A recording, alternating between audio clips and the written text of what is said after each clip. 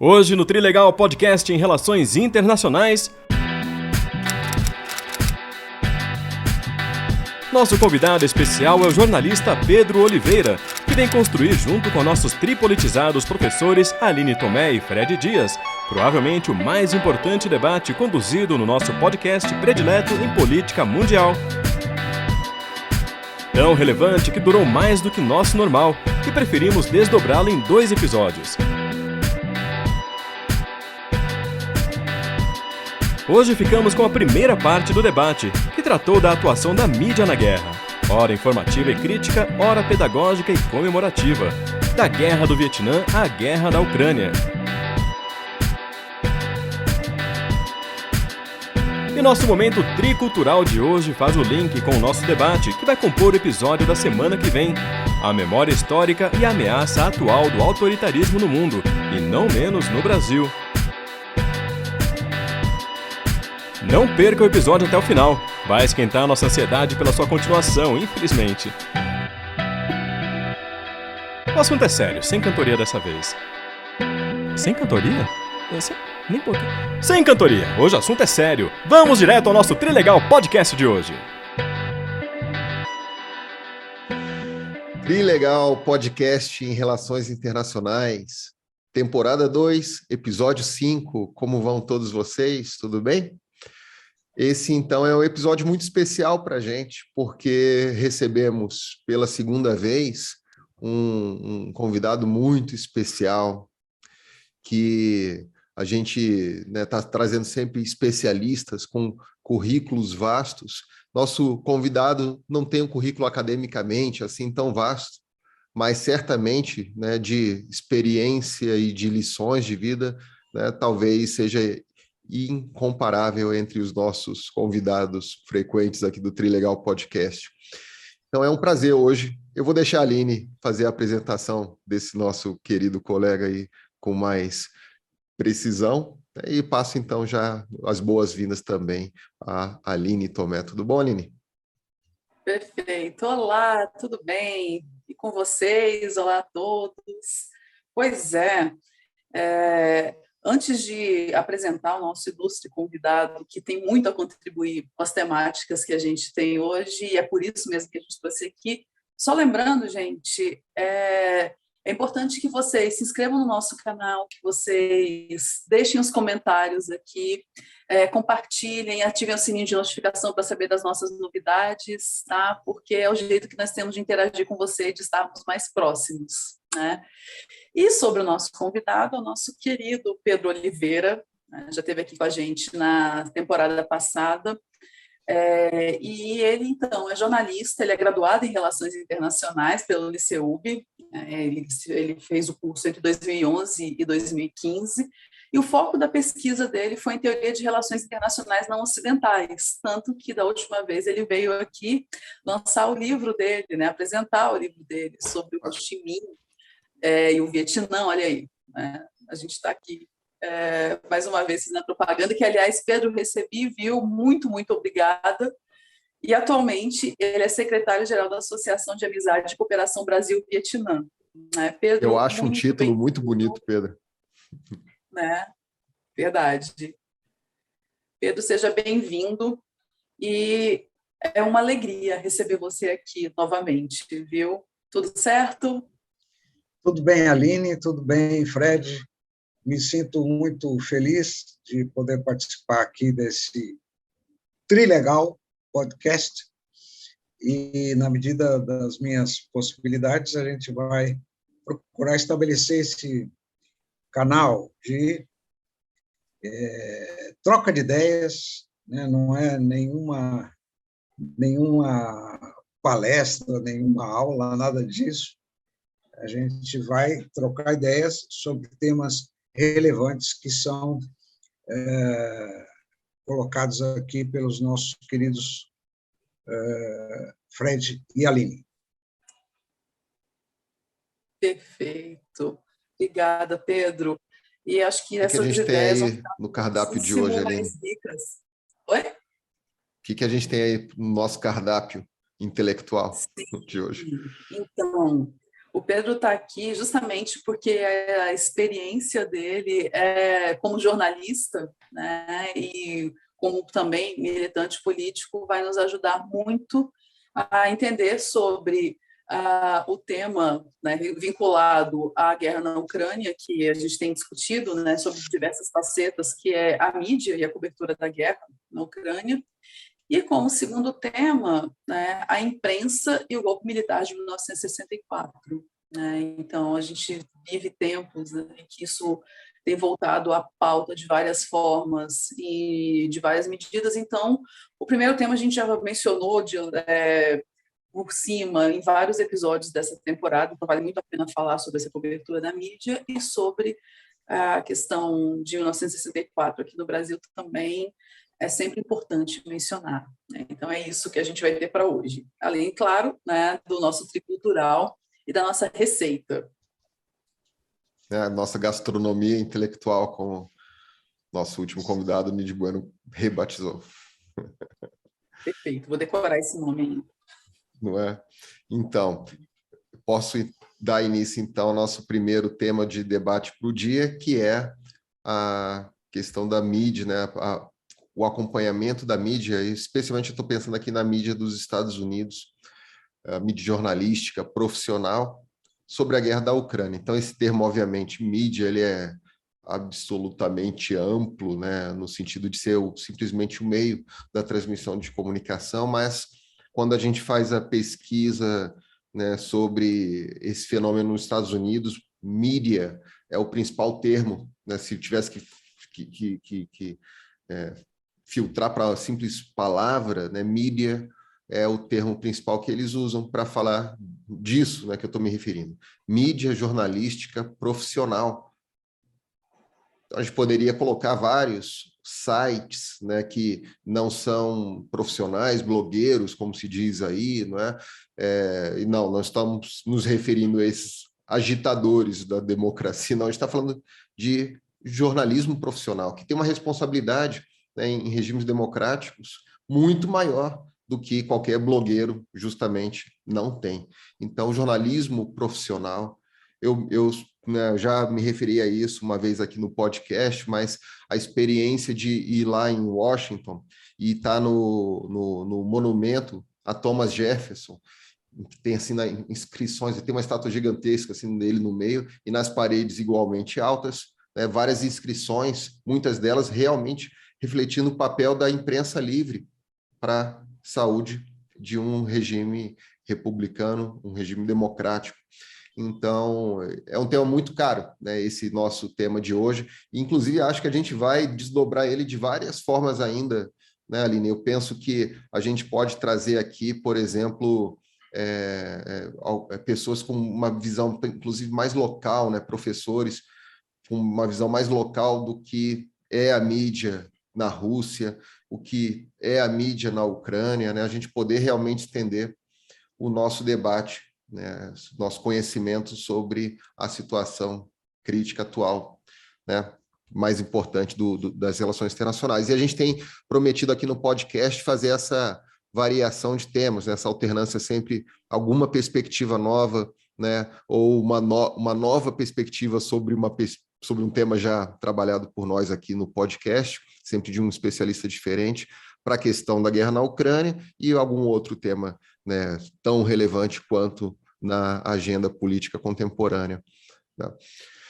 Bom, então, nesse nosso primeiro tema, eu estou pensando essencialmente na mídia dos Estados Unidos, mas, né, eu acho que tem acontecido especialmente nas grandes emissoras brasileiras, e aqui eu estou pensando na Globo News, na Band News, e pronto, né, basicamente, né, esse tipo de mídia jornalística profissional aqui no Brasil. Então, acho que pensando nelas, esse comportamento dos Estados Unidos tem se estendido, assim, quase como mímica, né, do que acontece lá nos Estados Unidos, emulação, né, do que a mídia dos Estados Unidos produz. Mas eu entendo, Pedro, né, Aline, que tem um aspecto nessa questão que é mesmo copiar o que os Estados Unidos experimentam nessa temática. não simplesmente a mídia de uma forma genérica, mas da mídia jornalista em época de guerra. Então, eu tenho 5 pontos aqui que eu anotei, né, 5 grandes questões que eu anotei que eu queria jogar para o nosso debate aqui hoje. Tá? Então, primeiro, existem sérias acusações, né, debates sobre o racismo na narrativa sobre a migração ucraniana.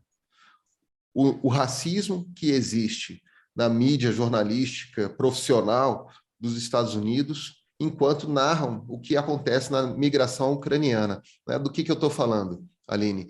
É a migração ocidental, ou o limite do Ocidente ainda, né? A Ucrânia.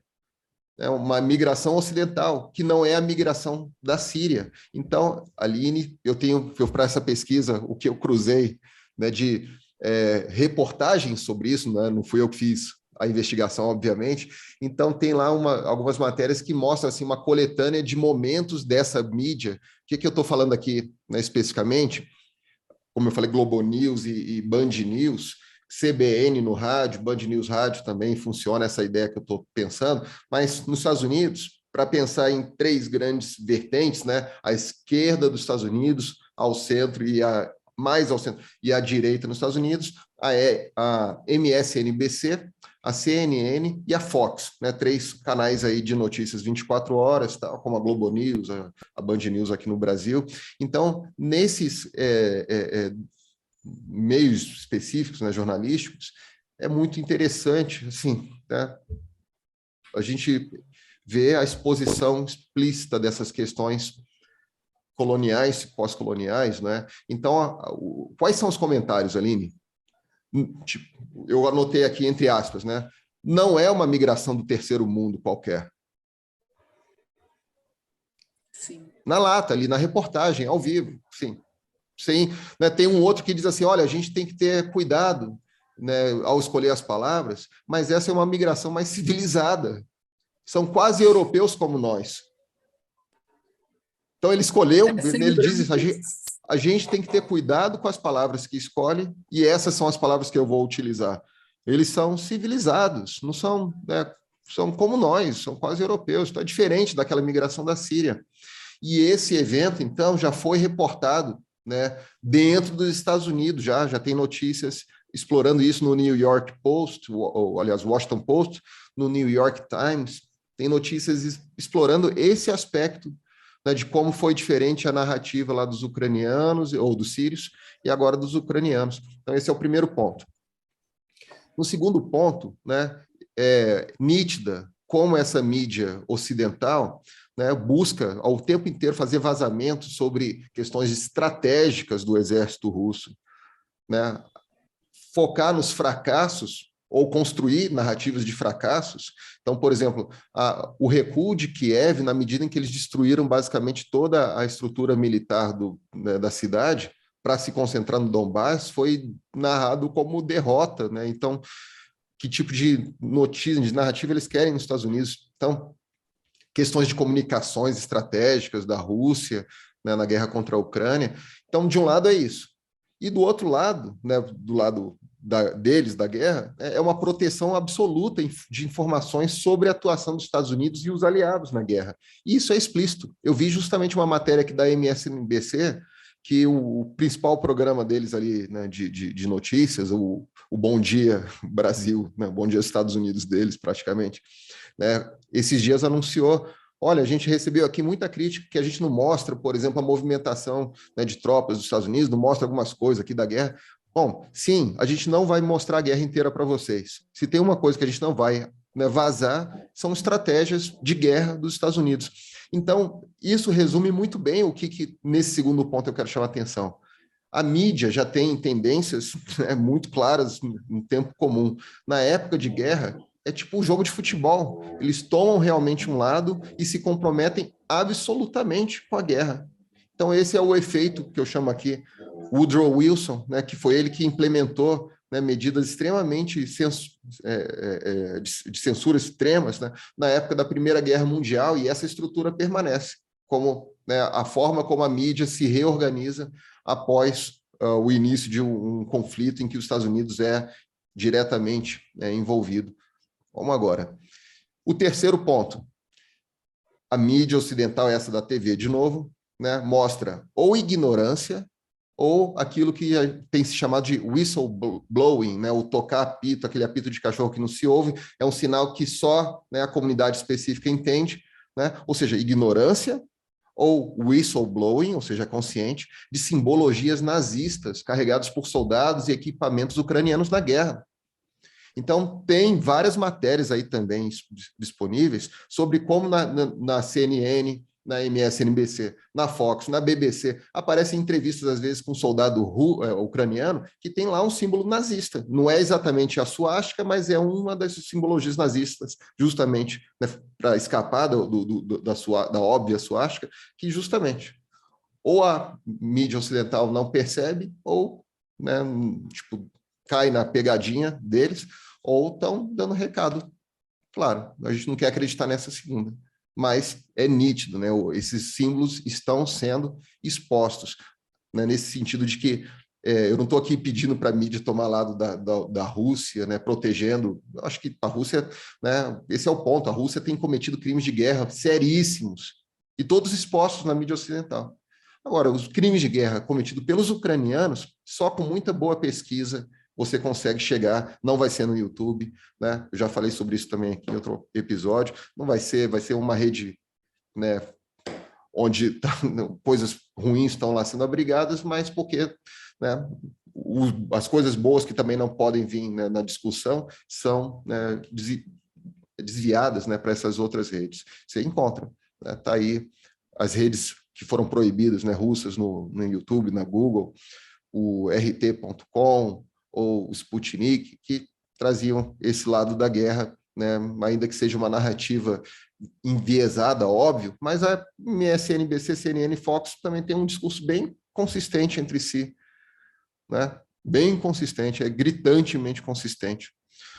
Tem um programa, inclusive, que faz graça com isso, bota vários jornalistas de várias redes falando as mesmas palavras para descrever a notícia que está acontecendo na guerra, como se fosse mesmo explícita montagem de um discurso dominante. Então, em quarto lugar, né, eu já chego no meu quinto, em quarto lugar tem um efeito, né, e esse eu achei interessante, Pedro, eu acho que do seu ponto de jornalista, você deve, né, ter uma boa reflexão sobre isso também. O quarto é o ponto da era do jornalismo de TV 24 horas. É o que eu falei, a MSNBC, a CNN, a Fox nos Estados Unidos, aqui no Brasil a Globo News e a Band News, né? Tem a Record também, mas acho que tem um alcance menor, uma relevância menor, né? Mas o que a gente percebe, né, o que eu vi aí nessas matérias, é que esse tipo de jornalismo novo não pode substituir o jornalismo de edição diária, tipo New York Times, o Washington Post, né, a Folha de São Paulo, o Estado de São Paulo, não podem substituir esses jornais, que ainda que sejam hoje 24 horas, né, porque são sites, né, eles produzem textos, né, os jornalistas produzem textos que registram uma notícia, né, que aconteceu. O jornalismo 24 horas, por ser de 24 horas, eles precisam, já tentaram assistir Globo News um dia, né, direto, você cansa, obviamente, porque as notícias elas se repetem, né, com alguma ruminância. Sim. Diferenciação. Muito difícil. Né, muito difícil. Não notícias aparecem de não fontes, né? O jornalismo de debate também, acaba que não é mais o jornalismo de notícia, mas de debate, que, para render, acaba tomando caminhos especulativos. Então, pergunta, e se, né, for para o Tribunal Penal Internacional? E se, né, tentar conquistar a Ucrânia inteira? E se, né, houver um genocídio? Então, cria uma situação de ansiedade, de tensão social, que, na verdade, não é a notícia mais real, né? É uma forma deles renderem, como a gente conversava até aqui antes, Aline, né, de ganhar likes, de ganhar, né, visualizações. Então, isso é muito grave, né, essa tendência dos likes aí também, né, é muito grave em como isso reorganizou, né, esse tipo de conteúdo. Então, né, é um alarmismo, né, muito forte, muito por uma repetição, como eu falei, de discurso para marcar. que cria uma situação de apoio, né, de legitimação de violência, né, como a gente está vendo. E, por último, né, a se considerar, mas sem tomar lado aqui na questão, mas eu estou mais aqui alertando o que né, quer dizer, se a gente quer pensar criticamente sobre a mídia ocidental, muito provavelmente não é na mídia ocidental que você vai encontrar esse tipo de fonte, né, de sustentação. Então, a mídia, justamente da Rússia, que também tem lado, né, acusa muito a situação toda de ser uma russofobia. Esses dias apareceram aí influencers, né, rasgando bolsas, né, caríssimas de marcas ocidentais contra essa russofobia, né?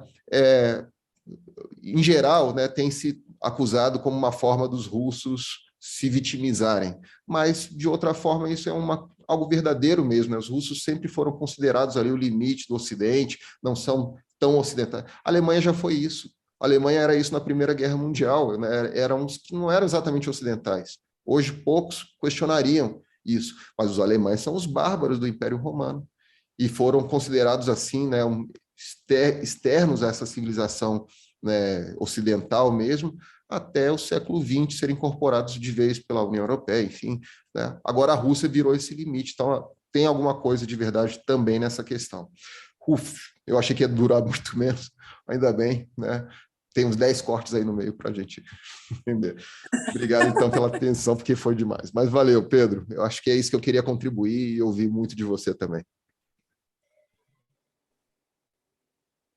Pedro, acho que você tem que desbloquear lá o microfone, porque o Pedro falou que está uma obra terrível lá perto, ele está sempre fechando. É isso. Obrigado aí pela análise, esse levantamento feito que ajuda a gente a abordar os nossos temas, né?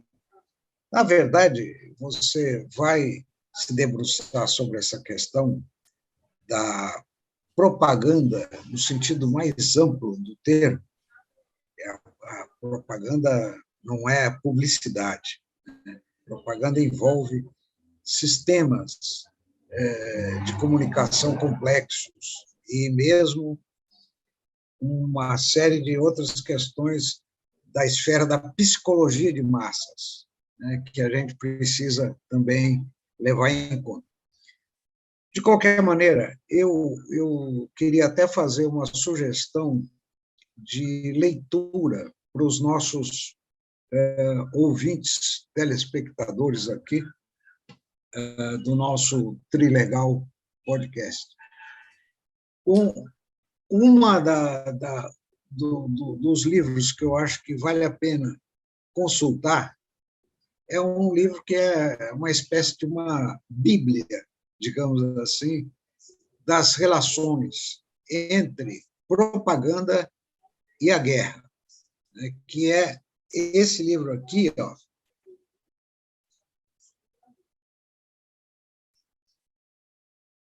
É um livro que trata sobre as mídias e a guerra, que é de um estudioso francês muito considerado, né? Esse Hervé Couto-Begary, esse cidadão. Ele tem um livro sobre as mídias e a guerra, que é esse que eu mostrei para vocês, mas tem também livros sobre estratégia militar, que também são referências importantes. O outro livro, que é um livro mais fácil de conseguir, é esse livro aqui, ó, Propaganda, que foi editado por um norte-americano chamado Robert Jackal. Esse cidadão, ele faz, na verdade, esse livro é uma coletânea de textos, né, muito importantes. Um dos teóricos da propaganda americana, que chama Harold Lasswell, né? Outro que também se tornou um grande jornalista, o Walter Lippmann, e outro que a nossa querida professora Aline deve conhecer por outras vias, que é o Wright Mills. Esse Wright Mills também é um sociólogo e tal. esse livro tem um dos textos que eu considero muito interessantes para a gente analisar esses fenômenos da guerra e da propaganda, que é um texto sobre os princípios da propaganda escritas por Goebbels, que foi o ministro da comunicação nazista, né? Então, com essas referências aí, eu acho que a gente pode avançar nesse processo de pesquisa dessa relação entre a propaganda e a guerra, porque a propaganda é tão antiga quanto as guerras, certo? Lendo esse livro do francês, aí você percebe que há mais de 30 séculos, na época do rei Ramsés II, lá no Egito, já se utilizava propaganda, no caso lá, para os egípcios vencerem os hititas. E eu digo isso porque ficaram materiais escritos sobre esses fatos ocorridos, né? É como o Tucídides, né, que vocês sempre nos lembram nas aulas sobre relações internacionais e sobre as teorias de relações internacionais, né? Bom, agora, se você pudesse também, da mesma maneira que o professor Fred sistematizou esses 5 pontos atuais, né, eles também procuraram situar em 4 pontos, foram mais econômicos que o professor Fred.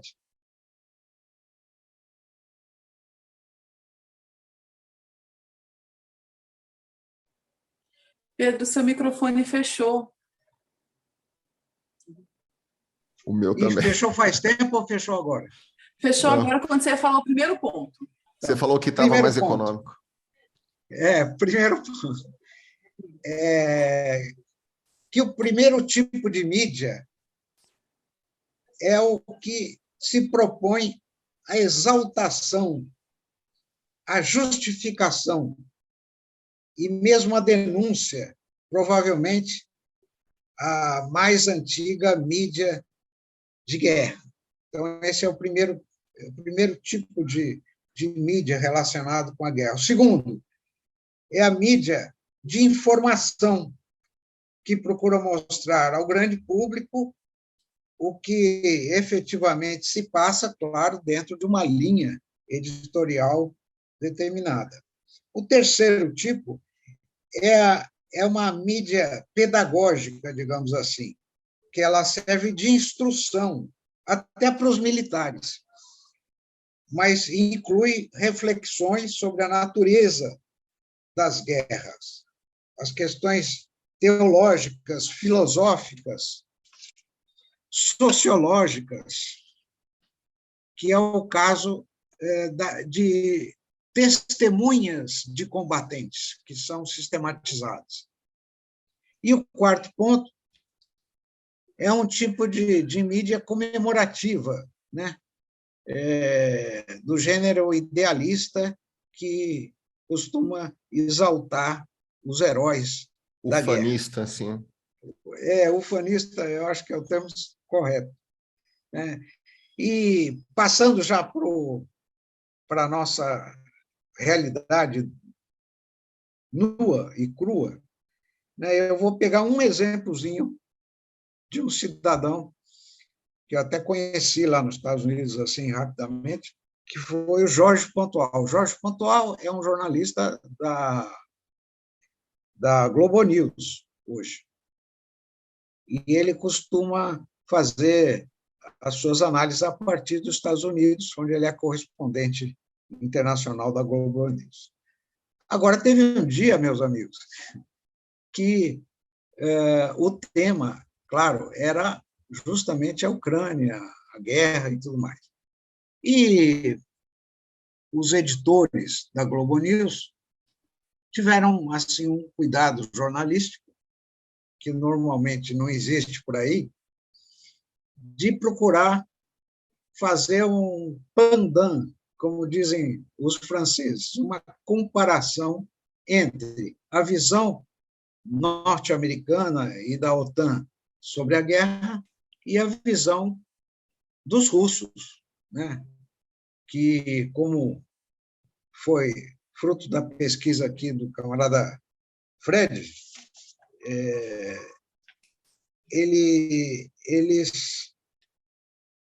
eles procuraram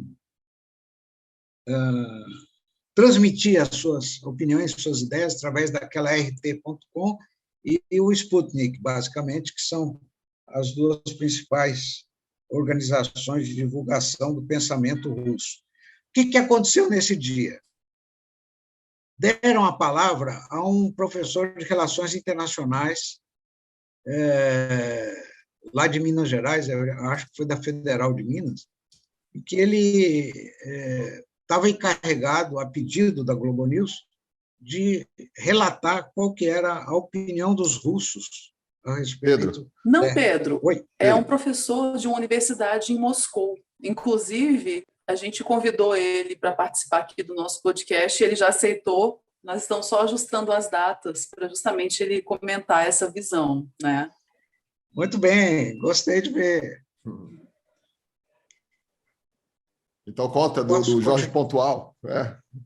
Então, o Jorge Pontual, ele se rebelou assim, violentamente contra a opinião do analista, né? Historiador, né? Historiador. E isso provocou até um problema, porque ele entrou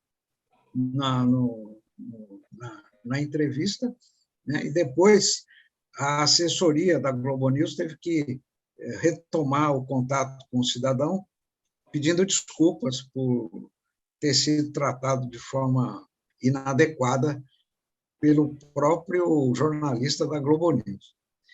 Mas isso é só um detalhe do que ocorre nesse processo de cobertura, porque existe aquela famosa questão... Esse aspecto pedagógico, né?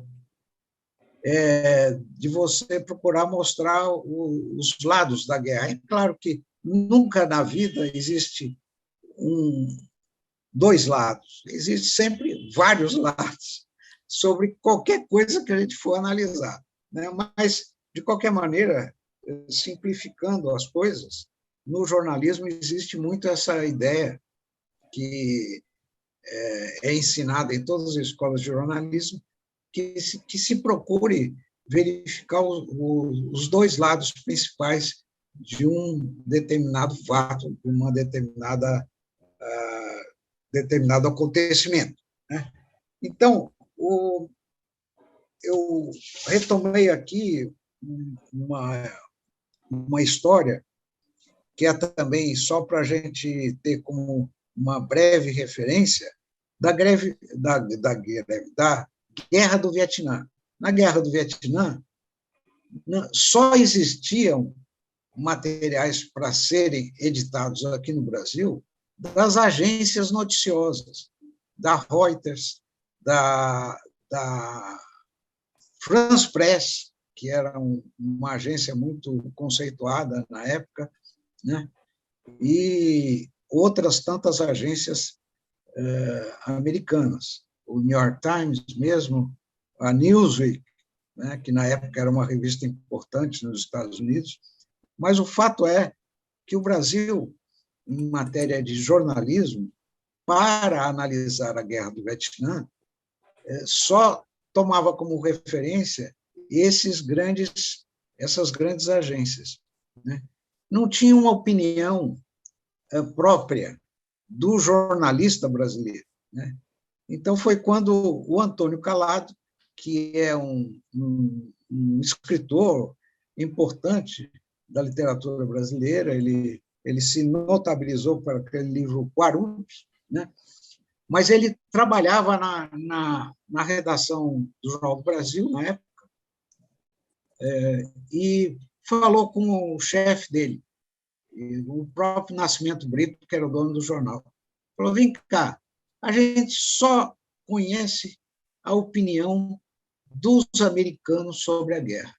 Por que a gente não pode tentar conhecer o que pensam os vietnamitas? Aí o Nascimento Brito pensou bem e falou, tá bom, então nós te pagamos uma viagem lá para o Vietnã, mas você cuida de todo o processo para chegar lá, que todo mundo sabia que era muito complicado. Eu sei que demorou 8 meses para conseguir o visto para entrar em Hanoi, que é a capital do Vietnã do Norte, na época, né? E passou a mandar materiais regulares para o Jornal do Brasil, dando, assim, uma outra visão da guerra, né? É o que está acontecendo agora também, lá na Ucrânia, né? Você tem poucas notícias em que você efetivamente possa confiar. Pedro, acho que caiu sua câmera. Você tem poucas notícias nas quais você pode confiar inteiramente, né? Então, a gente tem que procurar estudar um pouco a história de cada um dos países envolvidos, né, na guerra, que principalmente a Ucrânia e a Rússia, e a partir de uma análise histórica, você consegue, então, ir desvendando o que poderá ser o relato da verdade. Porque é como dizem os analistas das relações do jornalismo com a guerra. A primeira a morrer numa guerra é a verdade. Tá certo. Então, fica muito complicado, fica muito difícil, né?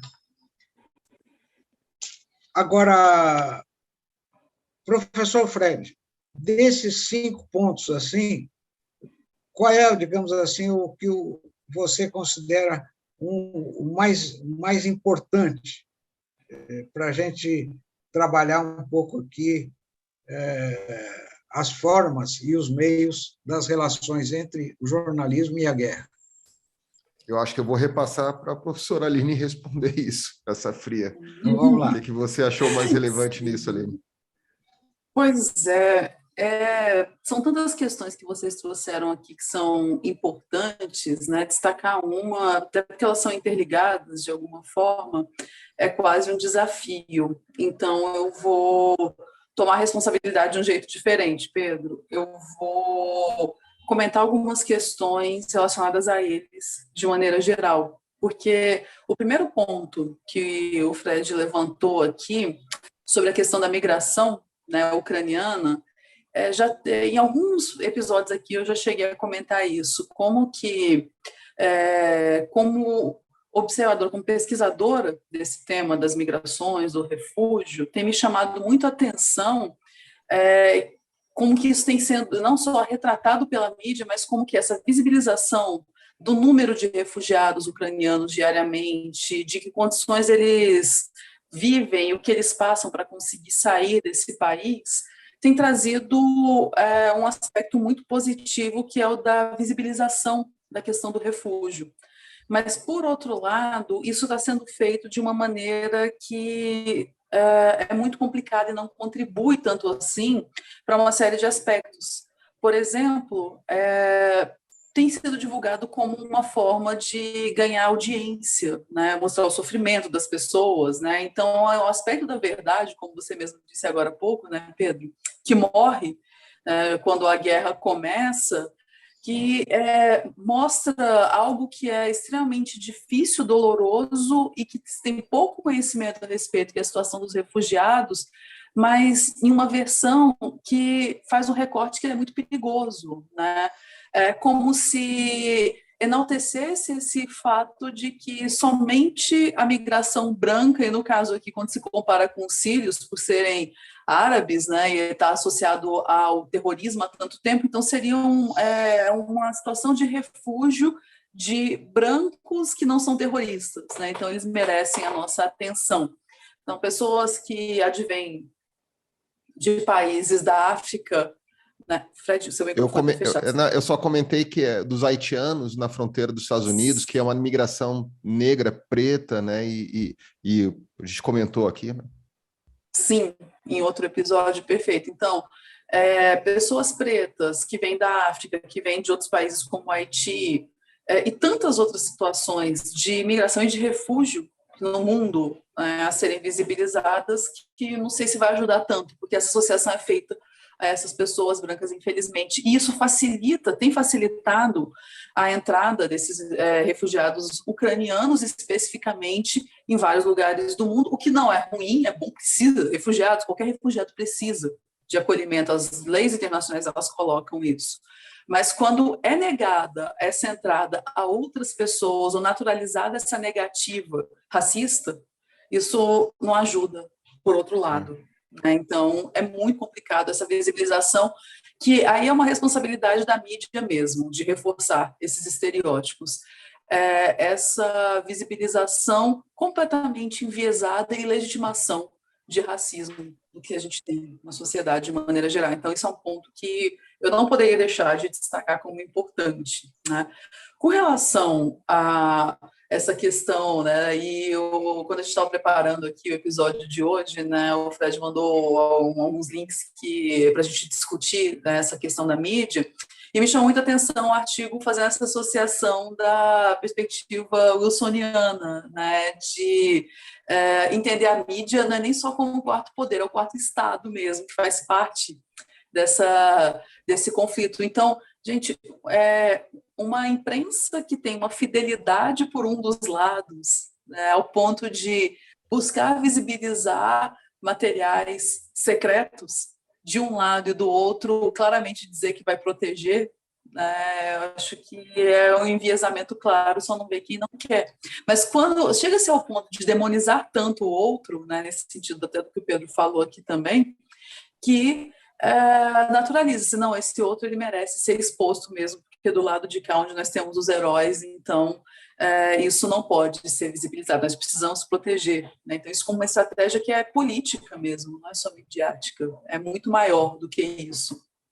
E esse também é o que mais tem aparecido quando a gente consegue acessar, porque com esforço é possível fazer, sim, meios de comunicação russos ou que não são dessa mídia ocidental, crimes de guerra sendo cometidos também pelo exército ucraniano. A gente, no episódio que nós fizemos aqui com a professora Elisa, né, ela até comentou essa impressão que ali na França ela está tendo de que não existe o exército ucraniano, e isso essa semana para mim ficou muito claro. Eu vi especialistas de referência aqui no Brasil comentando sobre mudanças na guerra da Ucrânia atualmente, a partir dessa semana, pelo apoio que a OTAN está prestando, fornecendo armamentos ali para o exército ucraniano, agora oficialmente. Então vai ser algo mais equilibrado, alguns disseram.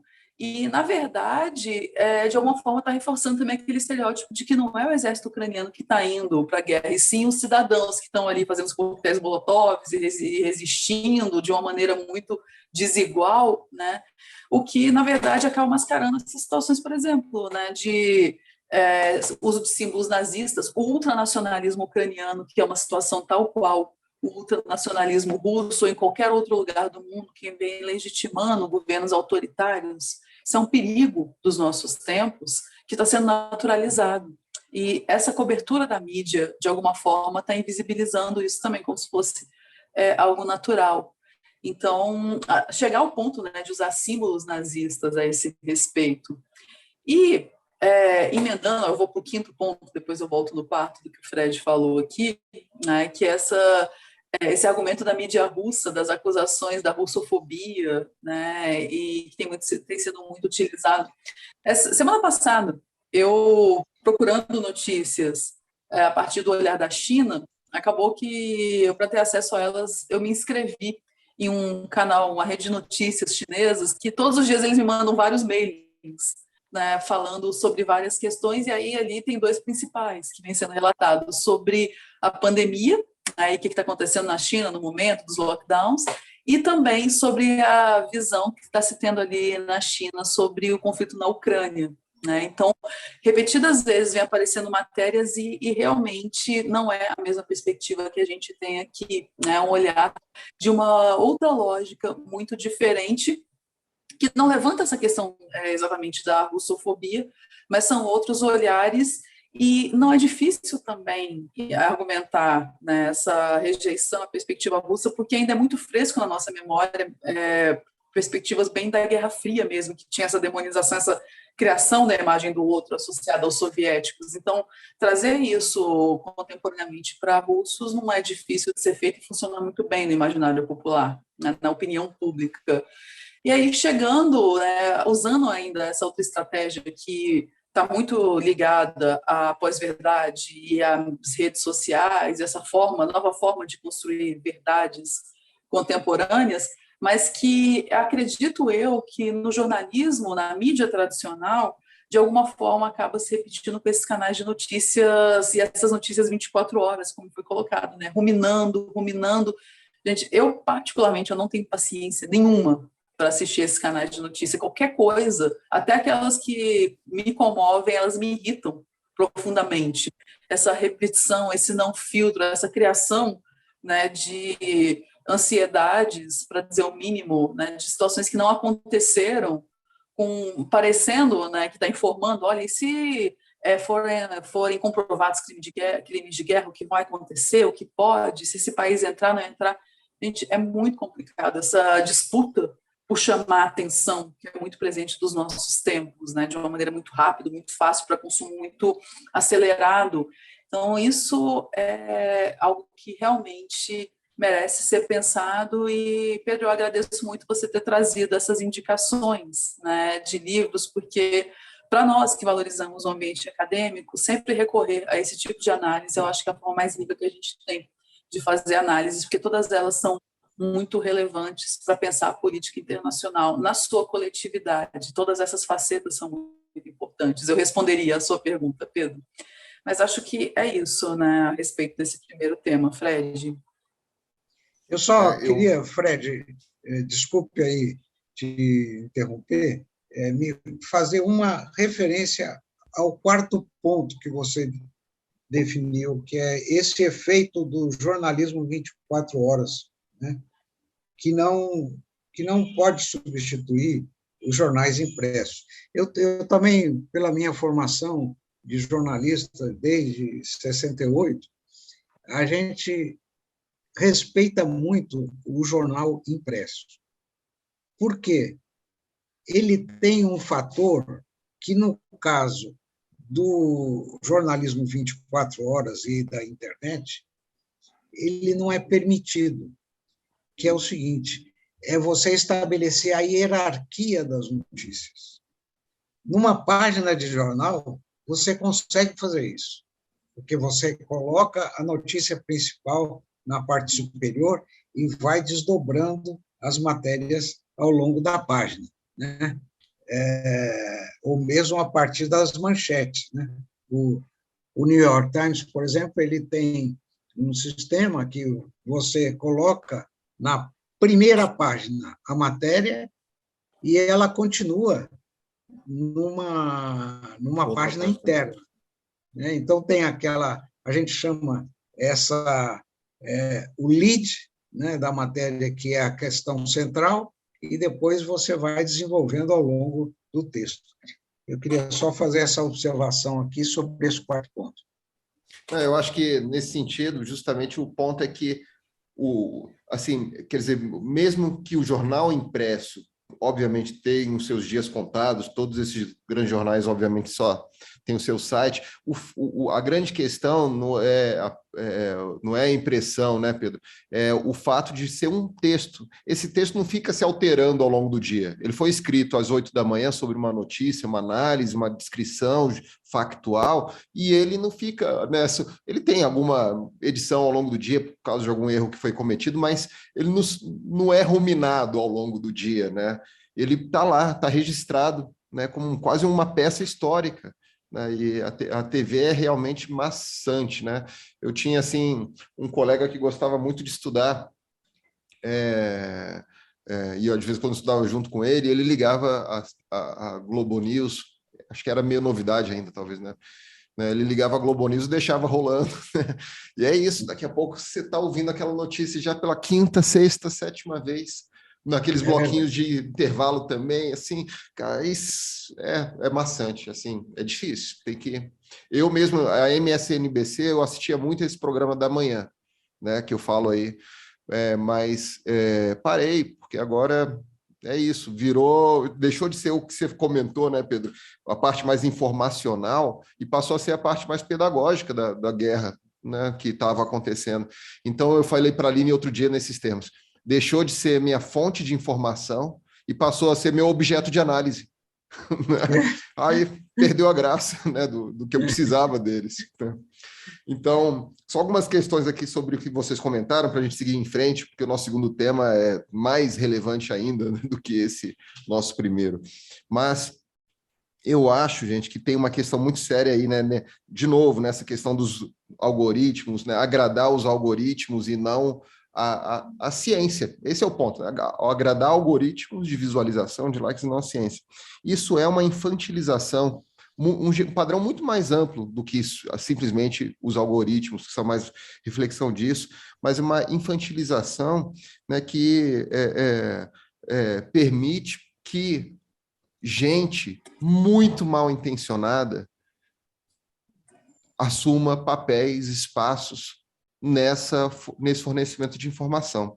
Então, aqui, especificamente nessa questão dos Estados Unidos, esse vazio, esse vácuo da visão russa mesmo, da guerra, né, de uma abordagem russa, de justificativas russas, né, permeando o debate, não é vencendo, é permeando, né, Pedro? Como você colocou, essa verdade tão multifacetada, polifônica que acontece, a única possível, né, feita de várias verdades ao mesmo tempo, né, acontece que elas ficam fora. E aí, Aline, quem ganha espaço, né, por exemplo, eu procurando essas informações pelos canais que me bloqueariam, os russos e tal, eu encontro um cara nos Estados Unidos que chama Alex Jones. Eu não sei se você conhece, Pedro.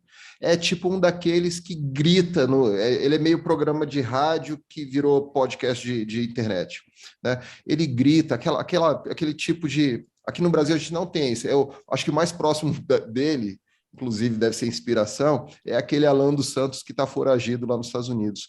Então, que passa a notícia gritando, e lá você encontra, né, perspectivas que têm a ver com uma visão, né, da Rússia, que passa a ser defendida por esses pequenos grupos neofascistas e ganham espaço, porque eles têm um aspecto de verdade, né, no discurso deles que está sendo isolado. Ou seja, essa infantilização não é a melhor estratégia das elites dominantes, eu acredito, né? Então, qual é o papel lá do Mersheimer, que é escorraçado do debate, porque faz uma análise em que a expansão do OTAN é a causa sociológica, né, do que a gente está assistindo, não penal, criminal, não é isso que ele está falando, mas ele é escorraçado do debate. Então, o que é, né, é saudável? Então, eu penso, por exemplo, né, na vitalidade de uma internet que talvez esteja com seus dias contados, no seu sentido de amplitude global, né? Eu imagino o que seria, Aline, ali nos anos 70, ouvir sobre a guerra do Vietnã, simplesmente sem nenhum lado mesmo. Hoje a gente ainda tem isso, né, de fuçar a internet e achar alguma coisa, mas não tem um ponto, não tem. Então, de repente, ali tem aquela inovação do Jornal do Brasil que o Pedro conta, né? É muito interessante. Então, é importante lembrar também que Biden já está acusando, né, a situação de genocídio, e isso é um chamamento a instituições internacionais de escalonamento da guerra, não de resolução, né, de interesses do que está acontecendo. E eu acho que também é muito importante a gente marcar o seguinte: não dá para relativizar esse argumento da nazificação do exército ucraniano, de verdade, porque eu tenho visto aí especialistas nesse tema, judeus inclusive, né? O que existe na Rússia é um autoritarismo muito sério, oligarquias, os bilionários nos Estados Unidos, mas o que a gente tem na Ucrânia é o fortalecimento de uma seção da sociedade que é nazificada. Esse é o ponto. expõe explicitamente esses símbolos. E a Rússia, por mais que possa ser autoritária aqui nessa questão, ainda mais em termos de lugar de fala, como gostam de colocar, são quem perdeu, né, 41 milhões de pessoas na Segunda Guerra Mundial, mais que todos os outros exércitos e sociedades civis somadas.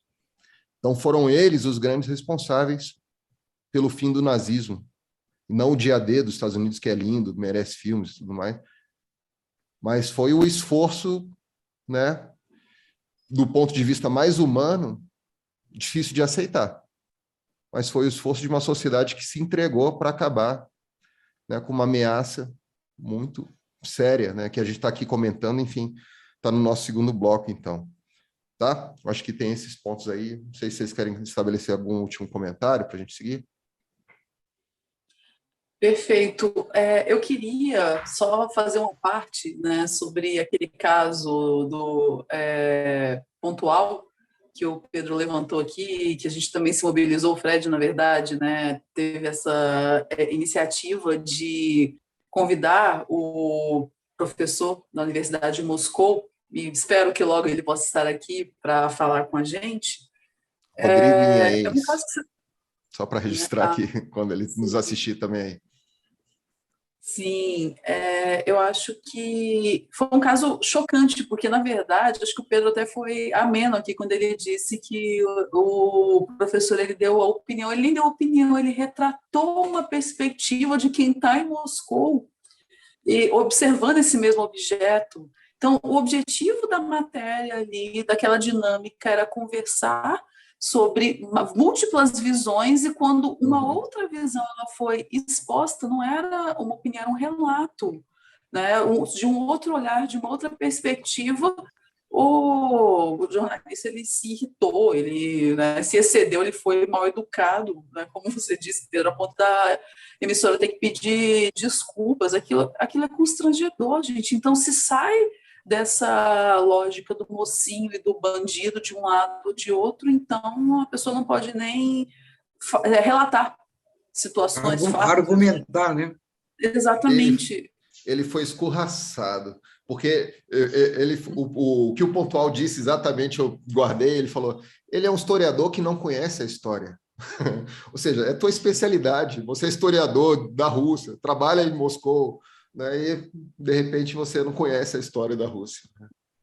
Quem conhece, então, o Zezinho do Twitter, isso é um terror dos nossos tempos, gente. Difícil. Mas então isso. Então é isso. Eu acho que vocês pegaram bem o problema, né? Eu só faço aqui uma lembrança de um velho analista e foi membro também do Departamento de Estado americano, chamado Zbigniew Brzezinski. Esse cidadão, ele morreu até faz pouco tempo, mas ele é autor de um livro chamado O Grande Tabuleiro de Xadrez, que procura analisar essa situação mundial, né, a geopolítica. E ele diz o seguinte, perguntado por um outro filósofo russo chamado Alexander Dugin, ele perguntou ao Brzezinski, mas, Brzezinski, você acha que num jogo de xadrez existem duas pessoas jogando? Aí ele falou, não, existe apenas uma, porque no movimento que se faz de uma jogada, você coloca o jogo ao contrário e faz a jogada seguinte.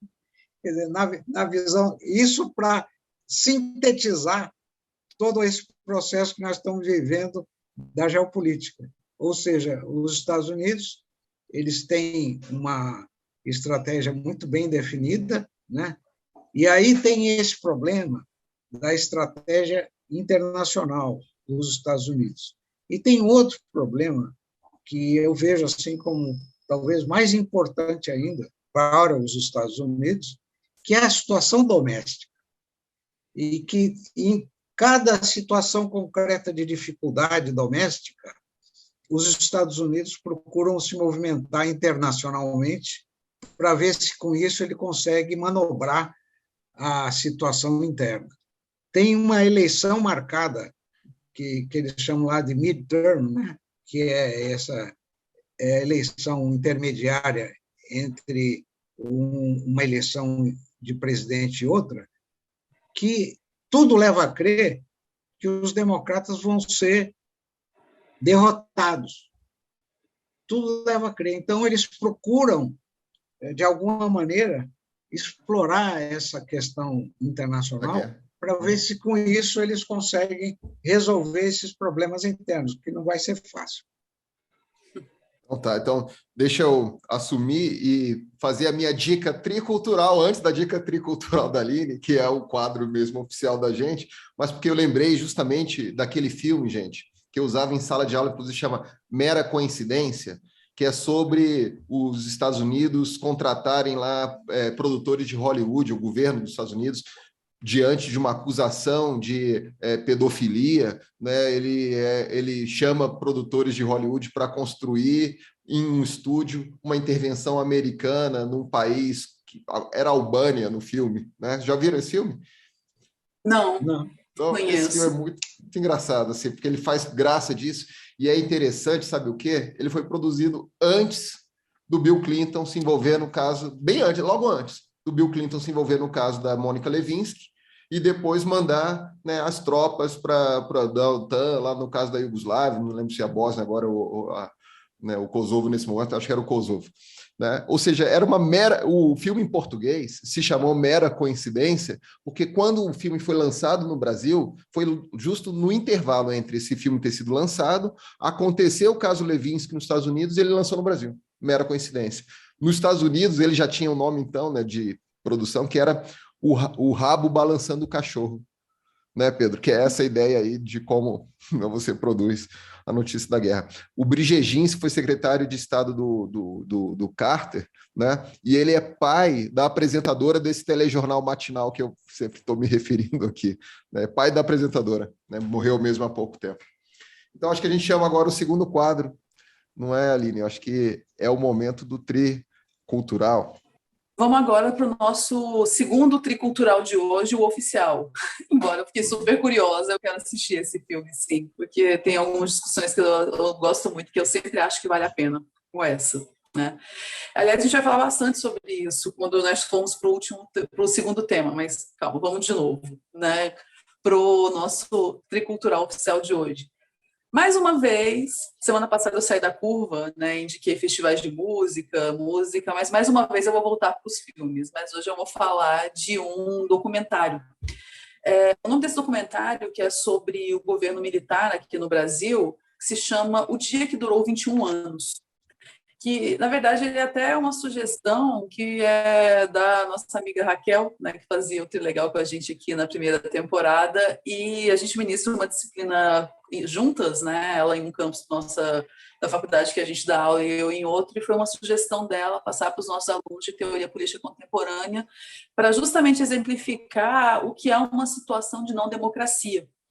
E é um filme que eu acho muito bom para quem estuda relações internacionais, porque o grande foco dele é na demonstração de documentos que mostram como os Estados Unidos interviram no Brasil no início dos anos 60 para que esse governo militar acontecesse, para que esse governo autoritário, que esse golpe militar acontecesse aqui no Brasil. Então, ele é muito rico. Ele tem essa ênfase que, para quem estuda relações internacionais, é interessante e importante, e faz parte, eu acho que, de um grande grupo de filmes que nós temos a respeito desse período, né? Eu indicaria vários outros, né? Para quem quer saber mais sobre a questão da tortura e dos absurdos. O Batismo de Sangue, né? Feito com base numa obra do Frei Beto. Para quem quer saber situações de família, de pessoas desaparecidas, Zuzu Angel talvez seja o mais conhecido, ou né, de das situações mais severas que a gente viveu. Então, tem vários que podem ser indicados, porque são memórias, né, importantes.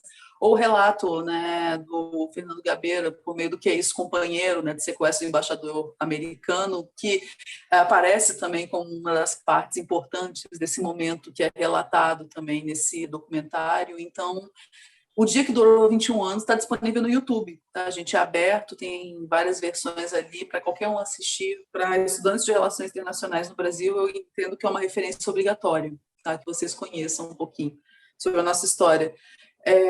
Fred, você já tinha ouvido falar desse documentário? Eu assisti tantos documentários sobre a ditadura assim, ao longo do tempo que eu vou me confundindo, né, do que veio de informação de um e de outro. Todos eles aí que você citou são incríveis, né? Eu quero rever cada um deles porque eu acho que o principal papel que eles cumprem, Aline, é da resistência da memória, né? Porque a minha esposa sempre me conta, né, da experiência de ter visitado, porque eu levei, né, levei ela no sentido de que eu falei, não, a gente tem que ir, mas enfim, né, não levei convidada, obviamente a gente foi junto para Berlim e eu, né, quis levar ela no museu lá do Holocausto, do nazismo. Então tem muitos momentos assim, então eu recomendo muito para os alunos, né, que queiram, né, fazer aquele esforço de guardar um dinheiro para fazer uma coisa muito significativa na vida, assim, de, sei lá, né, formatura, qualquer coisa do tipo. Vai a Berlim, está perto de Paris, é a segunda opção pela história, né, da política que lá mora, a história da primeira, da segunda, da Guerra Fria, da integração europeia, né, tudo está lá dentro, né, e é incrível. E aí, o Museu do Holocausto, especificamente, tem vários momentos de chorar, assim, né, de se abrir mesmo, obviamente. Né, tem um paredão numa das salas lá, com várias... É todo colorido, é lindo, todo lindo, assim. Quadradinhos desse tamanho de cada cor diferente, mas são as fichas de inscrição das crianças nos campos de concentração nazista durante a Segunda Guerra. Então é um momento que você para ali no museu e olha para aquilo e, né, você respira, você começa a pensar e agora me vem memória, eu fico, né? E minha esposa sempre me relata do museu do DOPS, que foi fechado em São Paulo. Inclusive tinha uma pessoa torturada que fazia o tour, né, para contar o que aconteceu lá dentro, enfim. Então, acho que esses documentos, eles fazem isso que o governo consegue tirar de nós, né? Tirar um museu com essa relevância, esses filmes deixam registrado para a gente sempre voltar, isso daí não vai ser apagado, né? E aí a gente consegue sempre voltar e saber exatamente o que aconteceu nesse período. Não num Brasil paralelo, mas no nosso Brasil. Né? Então, acho que a gente vai para o nosso segundo tema, que é muito importante aí, né? Sim. Exatamente. E o segundo tema, né, nem sei se o Pedro quer comentar alguma coisa a respeito do documentário ou tem alguma indicação, porque o motivo de o Pedro estar aqui hoje, além de ter propriedade para falar sobre mídia, como ele fez na primeira parte, e a questão da cobertura da guerra, é justamente porque, como a gente conversava ontem, né, Fred, nós aqui, eu e Fred, nós somos de uma geração que no Brasil representa não a memória viva, mas um momento que nós vivemos da redemocratização do país, a partir de 1985, em que nas escolas todos os horrores do governo militar eles eram relatados com motivo de lamento, de tristeza, de vergonha, em muitos casos, porque era muito recente, tinha muita gente que tinha sofrido, mas a gente não é memória viva, diferente do Pedro, que é memória viva, e é por isso, um dos motivos a gente ter convidado ele aqui hoje é justamente porque ele tem local de fala, porque sofreu muito durante esse período com esses horrores. E imagina uma situação como essa do fechamento do Museu do DOPS, né, que impede que essa memória volte, né, a gente ter pessoas que podem falar a respeito disso, como a gente tem o privilégio de ter o Pedro aqui, é muito importante. Né? Então, enfim, eu vou tomar a liberdade, Pedro, de fazer uma apresentação breve desse tema para depois te passar, porque eu acho que quem vai ter muito a dizer aqui, mais do que eu e o Fred, a respeito desse momento, é o Pedro. Então, gente, estamos gravando aqui esse pequeno pedacinho de encerramento do nosso episódio de hoje, porque, na verdade, era para ser um episódio só e acabou a conversa rendendo demais, né, Aline? E emocionalmente um episódio muito exaustivo, como vocês puderam ver nessa parte aí, que eu claramente fiquei muito emocionado ao falar dessas questões, né, do autoritarismo, dos efeitos dele sobre nós, seres humanos. E, né, Aline, decidimos então essa história de 2 episódios a partir desse encontro com o Pedro Oliveira. Exatamente. Então, a gente vai separar, né, em 2 episódios. O primeiro vai ficar sobre a questão da mídia, que ela é muito árdua mesmo. E semana que vem, então, a gente apresenta a parte em que nós vamos conversar um pouco mais sobre a ditadura militar no Brasil e os tempos que nós vivemos, né? Então é isso, gente. A gente vai se despedir por hoje, pedir para vocês continuarem assistindo, porque vai ser exatamente a sequência do que a gente estava falando, né? Então, vocês vão ter a oportunidade de ver qual foi o nosso debate, nossa reflexão a respeito, tá? Então, pessoal, até semana que vem e a gente aguarda vocês. Sem spoilers. Valeu, Sim. Gente. Foi muito legal. Acompanha a gente semana que vem. Até mais. Caminhando e cantando e seguindo a canção. Vem, vamos embora, que esperar não é saber. Quem sabe faz a hora, não espera acontecer. Imperdível! Não percam o Trilegal Podcast na semana que vem. Até lá!